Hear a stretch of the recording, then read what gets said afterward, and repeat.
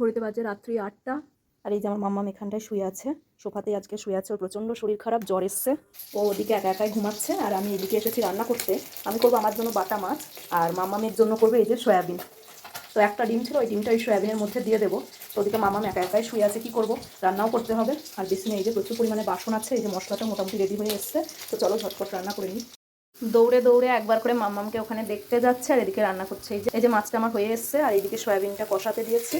তো হয়ে গেলে ঝটপট বাসনগুলো ধুয়ে নেব, তারপরে মাম্মামকে দুটো খাইয়ে ওষুধ খাওয়াতে হবে। তো এই যে বাটা মাছ করা হয়েছিল, এটা এরকম দেখতে হয়েছে। আমাদের মামের খাওয়া কমপ্লিট হয়ে গেছে। আর এই যে সয়াবিন। তো মাম্মামকে এবারে, ভগবান দেখো কি অবস্থা হলো। তো মাম্মামকে এবারে ওষুধ খাওয়াবো, তারপরে শুয়ে পড়বো। আর এইদিকে দুধটাও জাল দিয়ে নিয়েছি, গরম আছে বলে একটু এরকম ফাঁকা করে রেখেছি। আর এখন ঘড়িতে বাজে 9টা 10। তো মাম্মাম এখন একটুখানি ফোন দেখছে, ওই যে শুয়ে শুয়ে। ওকে ওষুধটা খাওয়াবো, দিয়েই শুয়ে পড়বো। তো চলো আজকের মতো এটুকুই। তোমরা সবাই ভালো থেকো, সুস্থ থেকো। Good night.